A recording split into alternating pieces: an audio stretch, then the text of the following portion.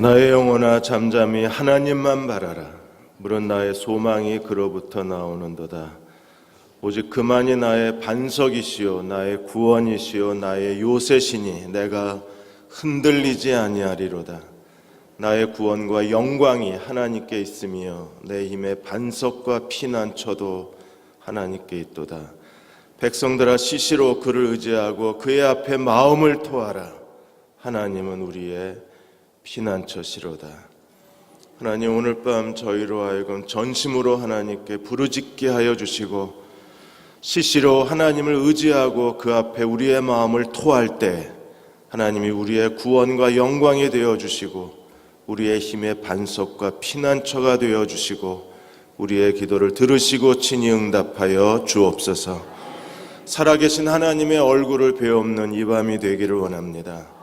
이곳에 우리와 함께 계신 주님, 각 사람 위에 주의 거룩한 손을 얹으사 기름 부어주시고 축복하시고 입을 열어 기도하게 하여 주옵소서. 예수님의 이름으로 간절히 기도하옵나이다. 아멘. 우리 옆에 계신 분하고 같이 인사하겠습니다. 2015년 모든 기도가 다 응답받으시기 바랍니다 하고 서로 축복하겠습니다.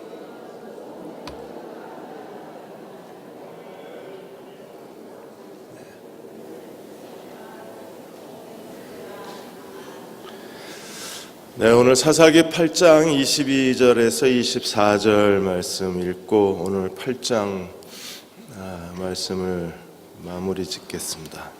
8장 22절에서 24절 같이 한번 한 목소리로 읽겠습니다. 그때 이스라엘 사람들이 기드온에게 이르되 당신이 우리를 미디안 손에서 구원하셨으니 당신과 당신의 아들과 당신의 손자가 우리를 다스리소서 하는지라. 기드온이 그들에게 이르되 내가 너희를 다스리지 아니하겠고 나의 아들도 너희를 다스리지 아니할 것이요 여호와께서 너희를 다스리시리라 하니라. 기드온이 또 그들에게 이르되 내가 너희에게 요청할 일이 있으니 너희는 각기 탈취한 귀고리를 내게 줄지니라 하였으니 이는 그들이 이스마엘 사람들이므로 금 귀고리가 있었음이라. 아멘. 오늘 기도원 마지막 시간입니다. 아마 8장 읽으시면서 여러분의 마음도 많이 무거우셨으리라고 생각을 합니다. 왜 하나님이 쓰시는 사람들이 끝에 가서 다 정말 똑같은 뒷모습을 남겨놓는지 답답한 마음이 듭니다. 이렇게 하나님이 쓰시는 사람들이 결국 뒷모습이 이렇게 부끄럽게 남는다면 오늘 우리가 사는 이 시대에는 어떤 소망이 있는가? 우리는 도대체 어떻게 기도해야 되나? 이 시대에 하나님 앞에 뭘 원해야 되나? 하루 종일 저도 무척 무거운 마음이었습니다. 영국의 설교자 찰스 스펄전이 이런 말을 했습니다. 차라리 달팽이가 되라. 하나님께 신실한 사람들은 달팽이의 영성과 달팽이의 삶의 태도를 가진 사람이라고 했습니다. 왜냐하면 끝까지 인내로 방주까지 멈추지 않고 갔기 때문에 그 어떤 특별함이 없지만 위대함이 없지만 뛰어남이 없지만 그러나 달팽이는 끝까지 방주까지 갔다는 점에서 그가 하나님의 구원의 방주에 들어갔다는 거에서 달팽이에 우리가 배워야 할 중요한 영성이 있다고 했습니다. 갈라디아 3장 3절에서 이렇게 말합니다. 너희가 이같이 어리석으냐 성령으로 시작하였다가 이제는 육체로 마치겠느냐. 성령으로 시작했다가 육체로 끝나는 사람들이 대부분 하나님께 쓰셨던 사람들입니다. 도대체 왜 그럴까? 성령으로 시작했는데 기드온도 결국에 그도 육체로 끝나요. 그리고 그 뒷모습은 기드온이 남겨놓은 뒷모습이 사사기를 절반으로 꺾습니다. 기드온까지가 하나님의 사사를 통해서 일하신 하나님의 능력의 시대였고 기드온 이후서부터 사사기 역사가 굉장히 힘들게 전개되어져 가요. 9장에 아비멜렉 사건이 일어나죠. 10장과 11장에서 입다가 일어나고 그 다음에 바로 삼손으로 넘어가고 사사기가 끝나요. 그러니까 기드온의 이 타락과 기드온의 이 육체로 끝난 그의 인간적인 하나님께 대한 배신이 그냥 하나의 사사시대의 사이클을 우리에게 보여주는 게 아니라 이 사이클이 이제는 멈춰버려요. 그리고 아주 둔하게 사사시대의 뒷역사가 전개되어져 가는. 고린도전서 10장 12절에 그러므로 손줄로 생각하는 자는 넘어질까 조심하라고 경고하신 이유가 여기에 있다고 생각합니다. 하나님께 끝까지 쓰임받는 것처럼 우리에게 중요한 일은 없는 거예요. 그래서 그리스도인의 삶을 가리켜서 거꾸로 삶이라고 이렇게 정의를 내렸습니다. 왜 거꾸로냐면 항상 죽음을 먼저 생각하라는 거예요. 오늘을 생각하고 죽음을 향해서 가는 게 아니라 죽음을 생각하고 오늘을 살라는 겁니다. 어느 날 우리가 다 죽게 되고 하나님 심판대 앞에 서게 될 텐데 하나님 앞에 설 때 죽은 뒤에 하나님 앞에 서는 심판의 날을 항상 생각하고 오늘을 산다면 그 사람은 넘어지진 않을 거라는 거예요. 대부분 하나님이 쓰셨던 사람들이 다 비슷비슷하게 그렇게 뒷모습이 다 망가지고 우리에게 부끄러운 모습을 남겨놓기 때문에 도대체 왜 그들은 그러해야 됐는가를 우리가 깊이 묵상하고 오늘 우리는 하나님께 끝까지 충성된 사람이 되기 위해서 어떻게 살아가야 하는가를 기도하고 깊이 고민하고 하나님께로부터 해답을 찾아야만 할 것입니다. 성지 순례하셨던 분들이 그 얘기 칼럼 글에 보면 로마의 변두리로 가면 머리가 없는 그런 조각상이 많이 있다 그럽니다. 그래서 전쟁 때 다 머리가 없어지고 뭐 그런 전쟁의 피해물이라고 생각을 했는데 나중에 그 역사 그쪽 로마 역사 여행자들을 설명하는 가이드한테 얘기를 들으면 그게 전쟁의 피해물이 아니라 로마의 변두리에 사는 사람들이 로마 황제가 바뀌면 황제가 바뀔 때마다 조각상을 새로 건립을 해야 되는데 그게 돈이 너무 많이 들어가니까 목만 자른대요. 목만 자르고 새로운 황제 얼굴을 만들어다 거기에 갖다 붙인답니다. 왜냐하면 지도자가 다 비슷비슷하기 때문에 그냥 얼굴만 갖다 붙여도 괜찮대요. 이게 재정을 절약하고 흉내는 다 내고 그리고 로마 황제를 기념하는 거기 때문에 그래서 이렇게 속임수를 많이 썼답니다.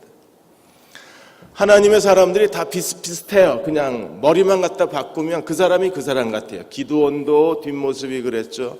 다윗도 뒷모습이 그랬죠. 솔로몬도 뒷모습이 그랬죠.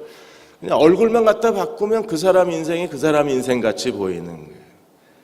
자, 기드온은 어떻게 그의 그 인생의 뒷모습을 우리에게 남겨놓았는가를 살펴보겠습니다. 8장 21절에서 23절까지 보시면 기드온이 미디안 연합군의 그 세바와 살문나 두 왕을 처형을 했는데 21절에 보시면 세바와 살문나가 이르되 내가 일어나 우리를 치라 사람이 어떠하면 그의 힘도 그러하니라. 이게 무슨 말이냐 하면 기드온이 자기 아들 어린 아들의 손으로 이 세바와 살문나를 죽이려고 했더니 이 사람들이 그걸 되게 수치스러워한 거예요. 그래서 기드온에게 정중하게 요청합니다. 용사는 용사가 죽여라. 그래서 기드온을 용사로 인정하고 네가 우리를 죽여라. 그래서 우리를 부끄럽지 않게 해라. 그 얘기를 한 겁니다. 그래서 기드온이 세바와 살문나를 죽여요. 그리고 세바와 살문나를 처형하고 하나님의 승리를 기념해야 하는데 21절에 보시면 기드온이 일어나 세바와 살문나를 죽이고 그들의 낙타 목에 있던 초승달 장식을 떼어서 가지고 갔다. 세바와 살문나의 낙태목에 있던 초승달 장식은 이게 왕의 권위를 상징하는 겁니다. 그러니까 수백 마리 낙타 가운데 이 초승달 장식을 할 수 있는 낙타는 몇 마리가 안 되는 거예요. 그러니까 세바와 살문나는 미디안 아말렉 동방 연합군의 왕이었으니까 그들의 낙타에는 초승달 장식이 있는 겁니다. 기드온이 그걸 가지고 간 거예요. 그 모습을 보고 22절에 그때 그랬습니다. 언제요? 초승달 장식을 가지고 갔을 때. 그러자 백성들이 기드온의 그 행동을 보고 뭔가를 읽어낸 겁니다. 그래서 이렇게 말합니다. 이스라엘 사람들이 기드온에게 이르되 당신이 우리를 미디안 손에서 구원하였으니 당신과 당신의 아들과 당신의 손자가 우리를 다스리소서. 너 왕되라. 그 왕의 상징물만 가지고 가지 말고 우리가 너 왕시켜주겠다. 너만 왕이 되는 게 아니라 셋의 왕조를 만들어주겠다. 아들 손자 대대로 이스라엘의 왕이 되라고 요청을 합니다. 근데 기드온이 이렇게 대답합니다. 이때까지만 해도 기드온이 하나님 앞에 아주 정직하게 고백하는 것처럼 보여요. 기드온이 23절에 그들에게 이르되 내가 너희를 다스리지 아니하겠고 나의 아들도 너희를 다스리지 아니할 것이요 여호와께서 너희를 다스리시리라. 아멘. 이건 정말 아멘 할 정도로 하나님 앞에 진실한 신앙 고백이잖아요. 내가 너희를 다스리는 게 아니라 이스라엘의 최고의 왕은 누구십니까? 이스라엘의 절대 통치자는 누구예요? 여호와. 그러니까 내가 너희를 다스리지 않고 누가 너희를 다스려요? 여호와가 너희를 다스릴 것이라. 바로 하나님의 왕권 되심을 그대로 고백한 기드온의 최고의 신앙 고백이 여호와가 너희를 다스릴 것이라. 거기까지는 정말 좋았습니다. 왜요? 전쟁의 승리는 기드온이 만들어낸 게 아니잖아요. 전쟁의 승리는 누가 하신 겁니까? 여호와가 대신 싸우시고 여호와가 주신 승리고 여호와가 이스라엘의 왕이신 거잖아요. 그런데 거기서부터 기드온이 빗나가는 거예요. 기드온이 뭐라 그랬습니까? 24절에 기드온이 또 그들에게 이르되, 그는 감추인 속셈이 있었던 겁니다. 그는 왕권을 거절했습니다. 그는 왕이 되기를 거부했습니다. 그리고 진실하게 하나님이 그들을 다스린다고 고백을 하고, 그리고 기드온의 그 뒤를 이어서 백성들에게 요청한 것을 보았을 때 그는 이미 마음속에 숨겨진 음모를 갖고 있었던 거예요. 그 음모의 시작이 세바와 살문나의 초승달 장식을 가져가는 것부터 시작해서 기드온은 이미 마음속에 새로운 음모와 자기의 계획을 갖고 있었던 거예요. 그게 뭐였습니까? 에봇을 만들어요. 금 에봇을 만들어요. 그것 때문에 이스라엘이 올무에 빠지고 우상숭배의 올무에 빠지게 되고, 그리고 이스라엘은요 바알을 음란하듯 섬기는, 그래서 가장 사사기 시대 가운데 가장 타락한 우상숭배의 현상을 보이는 게 기드온 시대의 뒷모습이 되는 거예요. 우리가 하나님 앞에서 성공하고 뭔가를 이루어냈을 때 그때 정말 위험한 겁니다. 선줄로 생각하는 자는 넘어질까 조심하라고 말씀하신 이유가 여기에 있는 거예요. 우리는 언제나 우리가 하나님을 섬길 건가 아니면 우상을 섬길 건가 선택하고 결정하고 살아가는 사람들이기 때문에 매일의 삶 속에서 나는 무엇을 선택하는 사람인가를 기억해야 돼. 여호수아 24장 14절 15절에서 여호수아가 이스라엘 백성들에게 이렇게 그들에게 아주 노골적으로 말합니다. 너희가 애굽의 신이든지 가나안 신이든지 아니면 아브라함이 부름을 받기 이전에 메소포타미아 신이든지 어떤 신이든지 너희는 택하라. 그리고 여호수아는 뭐라고 고백했습니까? 나와 내 집은 여호와만을 섬기겠다 그랬어요. 피터 크리프트는 이렇게 말했습니다. 유신론의 반대는 무신론이 아니라 뭐라 그랬습니까? 우상숭배라 그랬어요.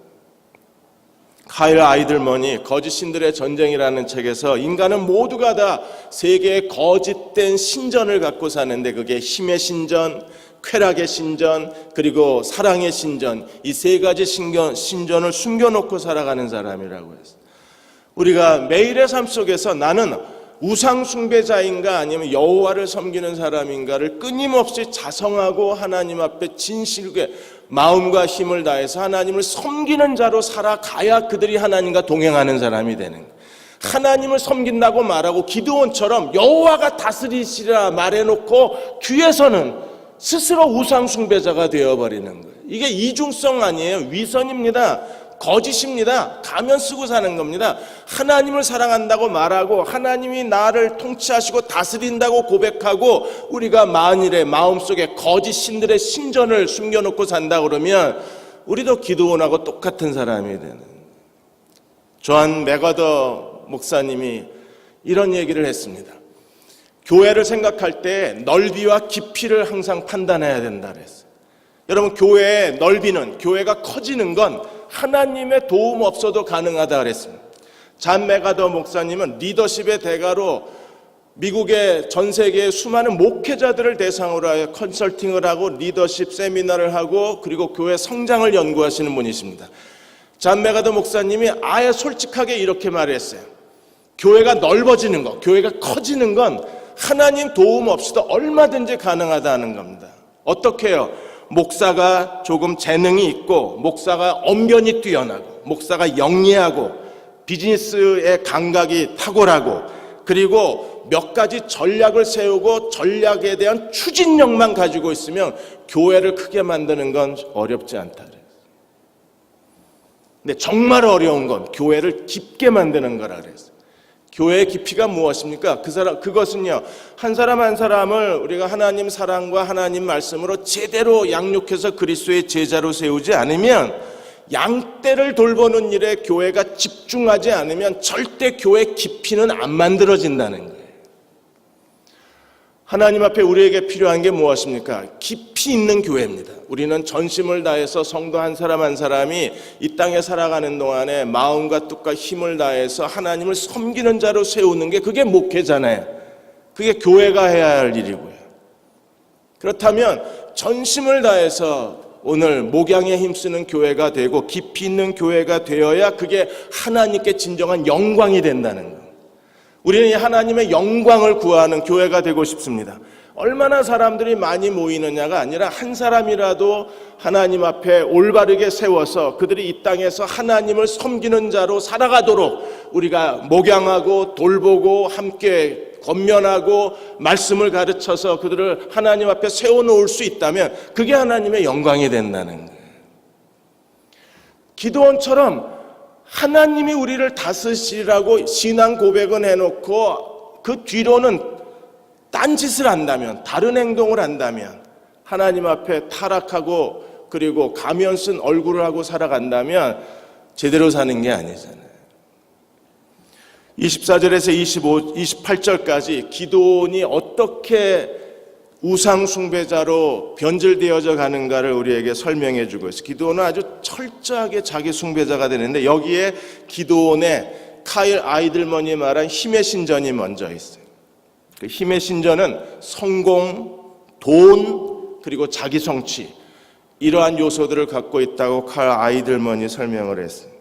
자, 왕권의 상징인 초승달, 세바와 살문나의 초승달 장식을 가져가면서부터 기드온은요, 공개적으로 왕실의 모든 물건을 수집을 합니다. 그래서 그는 백성들에게 이렇게 말합니다. 24절에 기드온이 또 그들에게 이르되 내가 너희에게 요청할 일이 있으니 너희는 각기 탈취한 귀고리를 내게 줄지니라 하였으니 그는 그들이 이스마엘 사람이므로 금 귀고리가 있었습니다.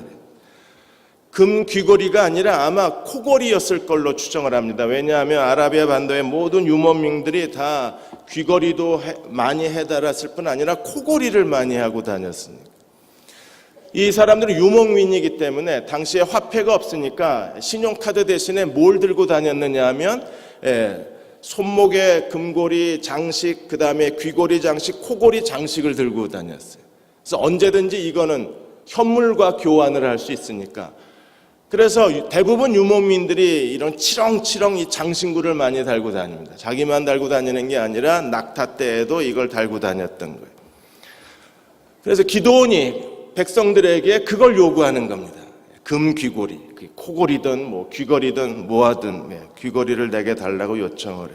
그러자 25절에 무리가 대답하되 우리가 즐거이 드리리다 하고 겉옷을 펴고 각기 탈취한 귀고리를 그 가운데 던지니 26절 기드온이 요청한 금 귀고리의 무게가 금 1700세겔이요. 금 1700세겔이면 한 세겔이 약 12g 정도 됩니다. 그러면 한 22kg 정도 되는 거예요. 금 1kg가 지금 5,100만 원입니다. 그럼 22kg 정도 되니까 대략 한 11억이 넘는 돈이에요. 순식간에 그들이 전쟁에서 탈취한 금 귀고리, 코골인지 귀골인지 그것만 모았는데 금만 1700세겔. 거기서 멈춘 게 아니라 그 외에 꺼줄래? 히터 좀 꺼줄래? 그 외에 초승달 장식은 왕의 장식이라 그랬습니다. 초승달 장식과 폐물과 미디안 왕들이 입었던 자색 의복과 또 그 외에 그들의 낙타목에 둘렀던 사슬, 이게 전부 왕족 또는 귀족들의 폐물들을 기드온이 다 자기에게로 가지고 왔어요. 그리고 그걸 가지고 뭐 했습니까? 27절에 보시면 금으로 에봇을 만들었어요. 에봇은 누구의 옷이에요? 대제사장의 옷입니다. 왕이 되라고 하니까 거절했던 기드온이 그 금으로 에봇을 만들어요. 이 에봇은요, 대제사장이 거기에는 뭐가 있어요? 우림과 둠빔이 있어서 하나님의 뜻을 물을 때 사용하는 게 에봇입니다. 이제 끝났다. 제가 다 냈으면 꺼주세요 그랬는데 안 끄시네. 왜 에봇을 만들었을까요? 여러분, 기드온이 왕이 차라리 되지 왜 에봇을 만들어요? 여러분 이해가 되십니까? 그 많은 것들이 있는데 왜 하필이면 기드온이 에봇을 만들었을까? 이미 기드온은요, 왕이 될 필요가 없었어요. 왜냐하면 세바와 살문나가 이스라엘을 진을 쳤을 때 기드온에 속해 있는 사람들을 죽였는데 세바와 살문나가 그들을 죽이면서 그들이 뭐 같다 그랬어요? 왕자들 같다 그랬습니다. 그러므로 기드온은요, 이미 사회적인 지위와 사회적인 권세와 사회적 부를 이미 다 갖고 있는 사람입니다. 그래서 왕이 되라고 했을 때 거기에 아마 기드온은 별 흥미를 못 느꼈는지도 모릅니다.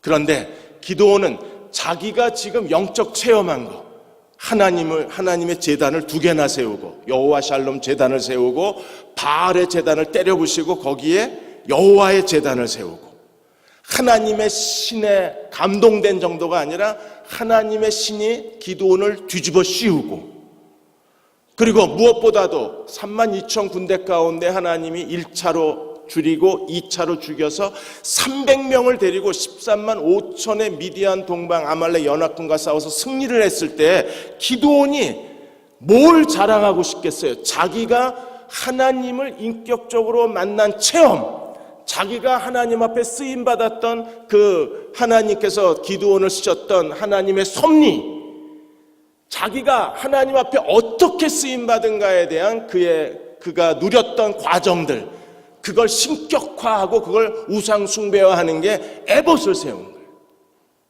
그 당시에 대제사장은 아마 사사기 시대의 대제사장이나 사사들이 굉장히 그 제사장들이 무력했을 걸로 저희가 추정을 합니다. 왜냐하면 그들의 얘기가 전혀 안 나와요. 이스라엘 백성들은 사사가 죽을 때마다 우상 숭배의 죄에 빠졌는데 그 우상 숭배의 죄에 빠지는 과정 가운데 어떤 제사장도 전혀 아무 역할도 못해내요. 아마 기드온은 그렇게 말하고 싶었는지도 모릅니다. 그 당시에 대제사장을 향해서 네가 뭐야? 너 무능하잖아. 네가 한 일이 뭐 있어?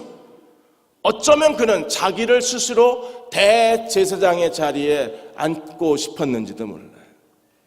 그게 금으로 만든 에봇입니다. 여러분, 인간적으로 내가 왕이 되라, 이런 사회적 권세나 사회적 지위 이런 것들을 추구하는 사람도 무섭지만 교회 공동체 안에서 자기를 신격화하고 자기가 하나님께 받은 은혜, 자기가 하나님께 받았던 체험, 자기가 하나님께 자기를 쓰셨던 하나님의 여러 가지 하나님의 은혜의 그 과정들, 이런 것들이 하나의 에봇, 금 에봇으로 남겨지게 되면 그건 자신만 고통을 받을 뿐 아니라 대부분 백성들이 그것 때문에 큰 어려움을 겪게 되는 거예요. 그래서 어떤 일이 벌어졌습니까? 27절에 보시면 기드온이 그 금으로 에봇 하나를 만들어 자기의 성읍 오브라에 두었더니 온 이스라엘이 그것을 음란하게 섬기기 시작했어요. 우상 숭배 때문에 망가졌던 이스라엘 백성들이 이제는요, 또 다른 우상 숭배가 생겨난 겁니다. 이건 가나안 족속이 만들었던 그런 바알과 아세라, 가나안 족속이 섬겼던 이방 민족의 우상이 아니라 교회 안에 우상이 나오기 시작한 게 기드온 시대예요. 그리고 사사기가 꺾어져 버리는 것. 온 이스라엘이 그것을 음란하게 위험으로 그것이 기드온과 그의 집에 뭐가 되었습니까? 올무가 되어버리고 말았어요. 기드온이 대제사장 자리에 앉은 겁니다. 지금 우리도 교회 안에서 일어나고 있는 여러 가지 현상들이 지금 대제사장의 자리에 도대체 누가 앉아 있느냐는 거죠. 그리고 교회 안에 다시 기드온의 이 영향이 지금 이 시대에도 계속 반복되고 일어나고 있기 때문에 우리가 정말 그걸 두려워해야 되는 거예요. 교회개혁 실천연대가 2014년 한 해 동안에 대면 사람을 만나고 전화하고 전화 상담하고 이메일로 상담한 모든 상담을 분석 조사를 해서 2014년도에 교회의 분쟁의 원인이 무언가를 조사했는데 2014년도 분쟁의 원인이나 지난 10년간 한국교회 분쟁의 원인이 똑같다는 것을 이번에 보고서를 내놓았어요. 첫째가 뭡니까? 교회 안에 당회하고 교회 당회장의 교회 헌금 유형입니다. 언제나 지난 10년 동안에 분쟁의 1위였었어요. 그리고 또 다른 문제가 교회 세습에 대한 것, 또 다른 문제가 목회자의 성폭력 문제, 이런 것들이 계속 지난 10년이나 2014년이 똑같은 문제로 교회가 휘청거린 거예요. 결국에 이런 문제는요, 어디서 나옵니까? 금 에봇이 교회마다 하나씩 걸려 있는 거예요. 금 에봇을 하나 걸어 놓으면 백성들은요, 그게 뭔지도 모르고 실로에 가서 여호와의 성전에 가서 하나님을 섬겨야 되는데 실로에 가서 하나님을 섬기는 게 아니라 오브라에 있는 금 에봇을 향해서 하나님을 섬기는 거예요. 그리고 그걸 누가 만들어 놨어요? 기드온이 만들어 놨어요. 기드온은 자기를 사사로 쓰셨던, 구원자로 쓰셨던 하나님을 밀어내버리고 스스로가 금 에봇을 만들어 놓음으로써 이스라엘의 모든 애정의 관심의 대상자가 되고 이스라엘의 모든 헌신을 자기 것으로 다 만들어버리는 거예요. 하나님이 세우신 구원자가 이제 뭐가 됐습니까? 우상 숭배의 원인자가 된 거예요. 이게 얼마나 무섭습니까? 그동안에 어떤 사사도 그러진 않았어요. 그런데 기드온은요, 하나님이 300명이라는 그 숫자를 가지고 이스라엘의 놀라운 구원을, 정말 큰 구원과 큰 승리, 큰 영광을 드러낸 사람이 하나님이 세우신 구원자가 타락해서 하나님을 밀어내고 거기에 스스로 우상 숭배의 대상이 되고자 했을 때 어떤 일이 일어났는가를 우리에게 그대로 보여줘요. 기드온은 왕의 호칭은 거절을 했지만 그러나 왕으로서 종교적 왕적 숭배를 스스로 만들어낸 게 기가 막히게 사람들의 심리를 끌어낸 거예요. 모든 백성들이 자기를 사랑하고 자기를 인정하고 자기가 보여준 그 믿음, 300명을 가지고 어떤 승리를 가져왔는가, 모든 백성들이 그건 하나의 신화잖아요. 믿음의 영웅이잖아요. 그런 백성들의 마음을 교묘하게 이끌어내서 에봇 하나 만들어 놓고 자기가 원하는 걸 다 얻어낸 거예요. 그게 이스라엘에게는 우상숭배 음란함이 되고 기드온과 그의 가족에게는 하나님께 대한 신앙의 타락의 올무가 되어져 버린 거예요. 오늘 우리가 하나님 앞에 어떻게 하나님을 섬길 것인가를 주의 깊게 생각해야 될 이유가 여기에 있습니다. 사랑하는 여러분, 영적 우월감처럼 무서운 게 없어요. 한번 영적 우월감에 빠지면, 다른 사람이 무시되기 시작하면 그 사람은 벌써 금 에봇을 만들고 있는 거예요. 하나님 앞에 자기를 낮추고 겸손하기는 정말 어려운 일인지도 모릅니다. 프레드 크레독 목사님이 이런 말을 했습니다. 하나님께 대한 헌신에 대해서 어느 순간에 어떤 사람이 예를 들어서 $1,000짜리가 있다 그러면 $1,000를 하나님 앞에 내놓고 하나님, 내가 가진 전부를 하나님께 드립니다. 그러면 우리는 그 사람을 대해서 박수를 치는 거예요. 와, $1,000. 자기의 전부를 하나님께 드리는 사람들에 대해서 교회는 그들을 영웅으로 생각하고 그들의 헌신을 감격해 하고 그들의 결단에 대해서 많은 사람들이 환호한다는 겁니다. 그러나 프레디 크레독 목사는 그렇게 한꺼번에 자기의 전부를 드리는 이례적 헌신자보다 우리가 정말 교회 안에서 존경받아야 될 사람들은 $1,000를 은행에 가서 25센트 동전으로 100원짜리 동전으로 다 바꾼 다음에 평생에 걸쳐서 위원회 모임 갔을 때 100원, 이웃집 고통당하는 사람들에게 상담해주고 100원, 주일학교 교사로 섬기면서 100원, 그리고 가난한 이웃들에게 하나님의 사랑을 전해주면서 100원, 이렇게 해서 $1,000를 한꺼번에 드리고 와 하는 사람보다는 평생에 걸쳐서 25센트 동전을 매일매일 하나님의 사랑을 전하고 하나님께 헌신하고 조금씩 세상 끝날까지 헌신하는 사람들이 정말 존경받아야 될 사람이라.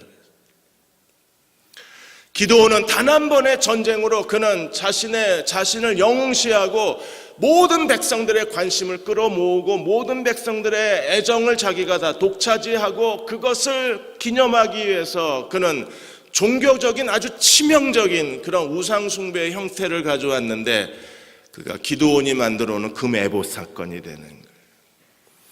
사랑하는 여러분, 죽을 때까지 우리 가진 하나님이 주신 은혜와 재능과 내게 주신 모든 걸 다 은행에 가서 100원짜리로 바꿉시다.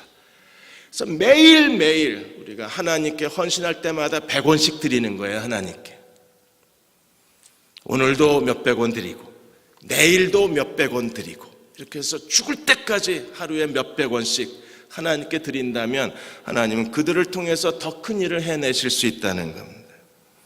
29절에서 32절까지로 넘어가면 기드온이 이런 상황 가운데에서 40년 동안 그 땅에 하나님께서 평안을 주셨는데 40년의 그 평안 시대에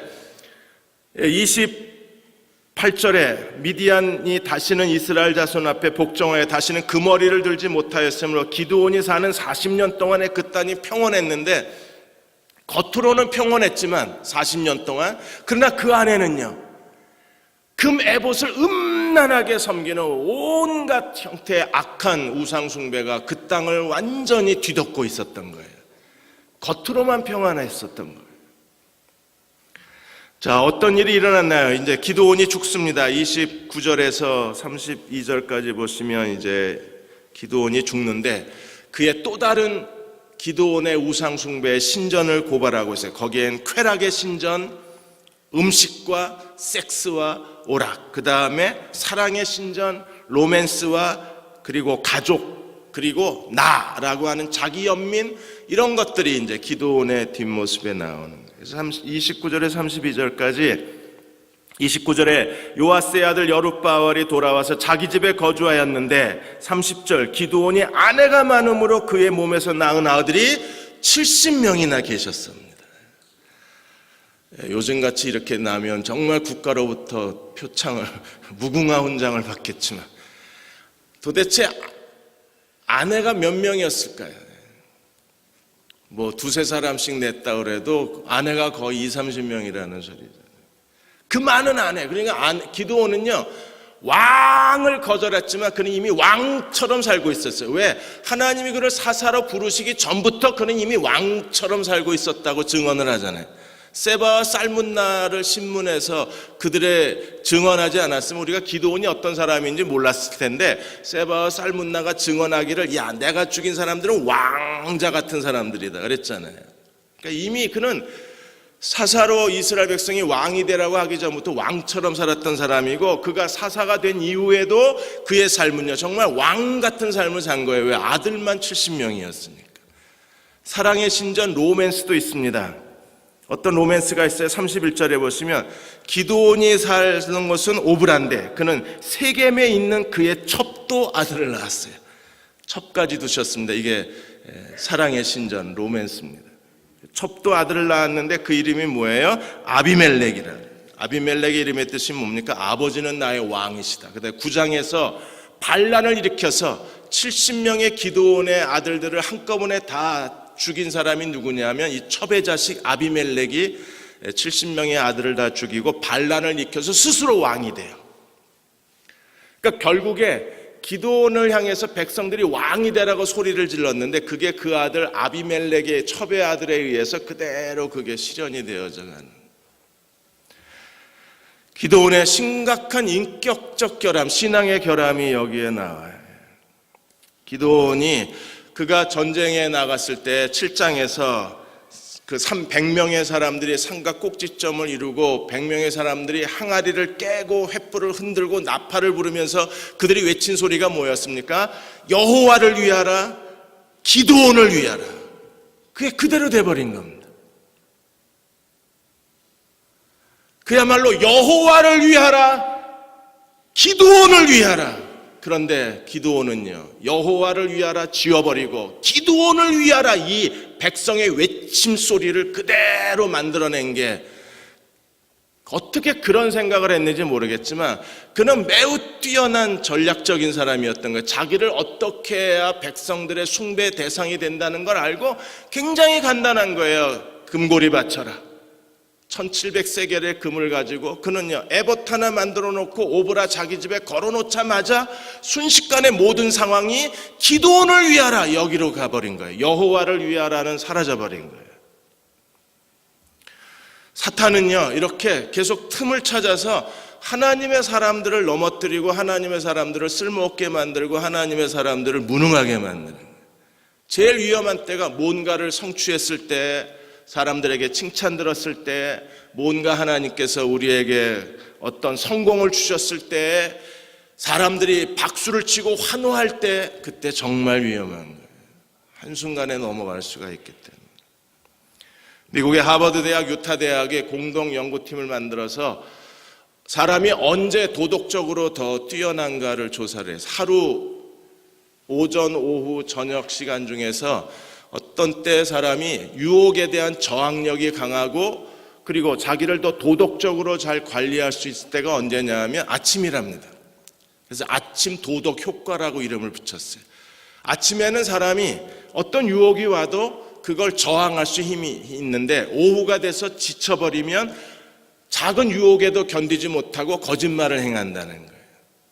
그래서 연구팀이 327명의 남녀 피실험자를 대상으로 해서 수학 문제를 풀 때마다 정답을 맞히면 거기에 그 정답 맞춘 거에 따라 상금을 매기고 상금을 주기로 했어요. 근데 오전에는 그래도 정직했던 사람이 오후가 되니까 오전보다 20% 내지 50%의 사람이 거짓말을 하기 시작을 했고, 그 다음에 또 다른 실험에서는 오전보다 오후의 실험자들이 무려 2.5배나 더 거짓말을 많이 한다는 사실을 밝혀냈어요. 그러니까 사람은 유혹을 견딜 수 없는 어떤 육체적 상태가 있는 거예요. 그러니까 하나님의 사람들이 유혹을 거절 못하고 그냥 넘어지는 사탄의 틈이 있는 거예요. 그 틈. 사람마다 그게 다 달라요. 어떤 사람은 육체적으로 정말 지칠 때 그 틈이 문이 열려지기도 하고, 어떤 사람들은 사람들의 비난을 받을 때 문이 열려지는 사람이 있는가 하면 어떤 사람은 사람들의 칭찬을 받을 때 문이 열려요. 어떤 사람은 기도가 응답되지 않는 것 때문에 낙심하다가 이 사탄의 틈이 열리는데, 어떤 사람은 기도 응답받은 것 때문에 기뻐하다가 문이 털컥 열려요. 자기가 언제 이 사탄의 틈이 열리는가를 알고 스스로 자기를 잘 관리하는 사람들이 돼야 돼요. 이렇게 영적 타락 이후에 어떤 일들이 벌어졌는가, 33절에 35절까지 이제 기드온의 마지막 모습이 기록되어져 있어요. 33절에 기드온이 이미 죽음에 이스라엘 자손이 돌아서서 바알들을 따라가 음행하였으며 또 바알 브릿을 자기들의 신으로 삼고, 에봇 우상 숭배를 하다가 그게 그대로 어디로 이어져 갔어요? 바알 숭배로 이어져 갔어요. 결국에 우리가 신앙의 내부적 우상 숭배가 결국에 신앙 바깥의 세상적 우상 숭배로 그냥 쏟아져 들어가는 거예요. 그러니까 심지어 바알 브롯을 섬겼다고 그랬을 때 바알 브릿이라는 뜻은요, 언약의 바울입니다. 이스라엘 백성들이 어디까지 극단적으로 갔느냐, 하나님과의 언약을 폐지시켜버리고 바알과 언약을 맺은 거예요. 그래서 바알 브릿이라고 부르는 겁니다. 더구나 하나님은요, 엘 하나님, 전능하신 하나님이시잖아요. 그런데 바알에 대해서 이들이 뭐라고 부르느냐 하면 9장 46절에 가면 엘 브릿이라고 부릅니다. 바알이 하나님이다. 그래서 바알과 언약을 맺고 바알이 그들의 전능한 하나님으로 그들이 바알 숭배에 빠진 것이 기드온이 죽자마자 일어난 타락 현상이에요. 그러니까 그 메봇이 뭘로 바뀌었어요? 바알로 바뀐 거예요. 그게 첫 번째 일어난 극단적 우상 숭배의 모습입니다. 그러니까 사사기 역사 가운데 이렇게 바알과 브릿, 언약을 맺기까지 이스라엘이 타락한 시대가 없었던 거예요. 그러니까 하나님이 기드온을 통해서 가장 큰 능력과 영광을 드러내신 것만큼 그 어두움도 너무 깊은 거예요.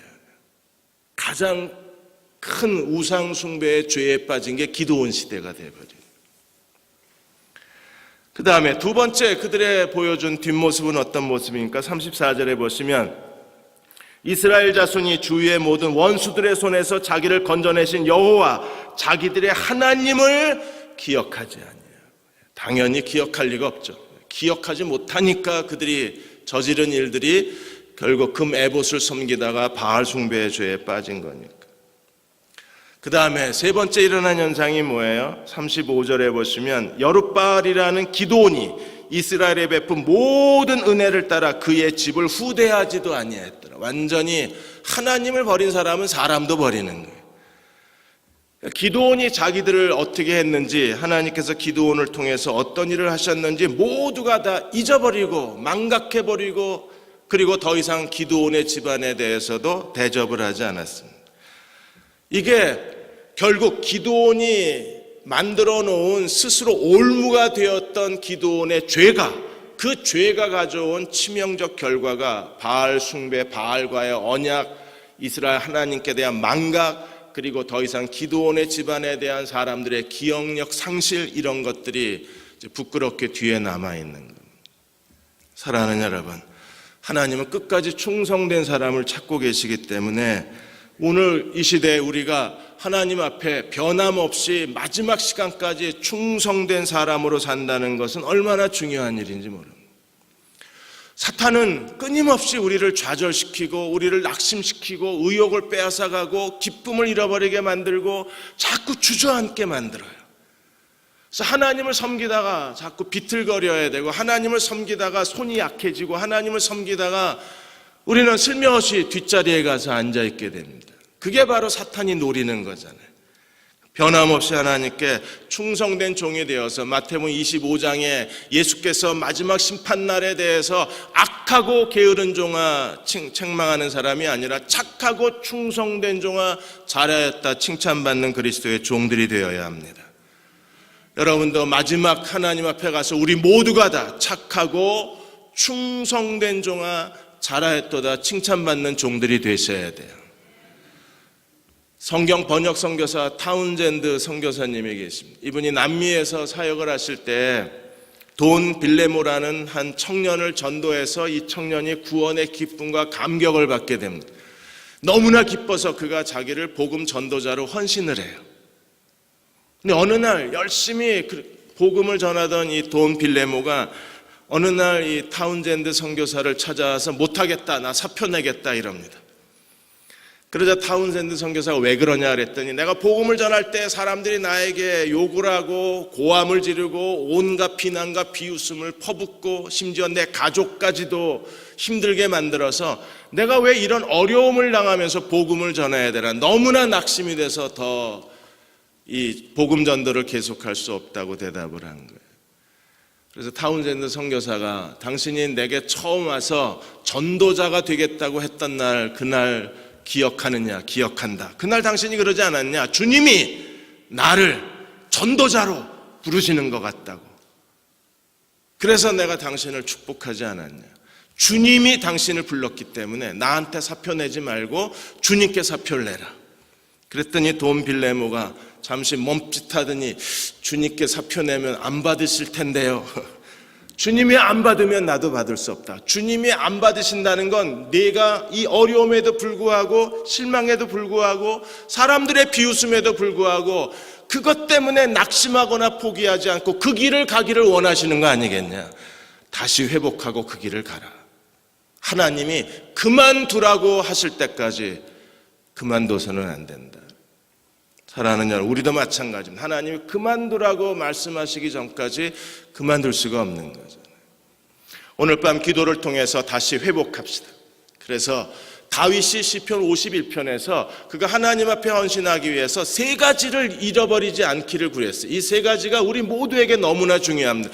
이 세 가지를 가져야 어떤 어려움과 실망과 낙심에도 불구하고 포기하지 않고 끝까지 하나님을 섬길 수 있어요. 세 가지가 뭐예요? 첫째가 구원의 기쁨, 구원의 즐거움. 구원받은 거에 대한 기쁨이 넘치면 어떤 어려움이 와도 웃으면서 넘어갈 수 있지만 구원의 기쁨이 사라져버리면 우리는 작은 어려움도 이겨내지 못하고 주저앉게 되는 거예요. 두 번째가 뭡니까? 자원하는 마음. 억지로 시켜서 하는 게 아니라 하나님께 자원하는 마음을 가진 사람들은 스스로 찾아가서 일을 하고 남을 도와주고 자기 일에 최선을 다하기 때문에 그들에게 기쁨이 있고 능력이 있고 하나님은 그들에게 더 큰 일을 맡기시는 거잖아요. 자원하는 마음. 세 번째가 뭐였어요?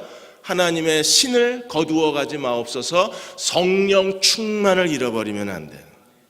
그래서 오늘 밤 기도할 때 하나님이 우리를 다시 성령으로 충만케 하셔서 우리가 기쁨을 다시 얻고 여전히 어려움이 있고 여전히 사람들의 비웃음이 있고 여전히 사람들이 나를 인정해 주지 않는다 할지라도 우리가 끝까지 하나님을 섬긴다면 하나님께서 우리의 삶 가운데 그분의 계획의 문을 열어주시고 우리의 기도에 응답하여 주시고 하나님의 영광을 우리 가운데 비추어 주셔서 하나님께서 더 크게 쓰임받는 그리스도의 종으로 우리를 주 앞에 세워주실 것입니다. 끝까지 충성된 저와 여러분이 되시기를 주의 이름으로 축원합니다. 기도하겠습니다.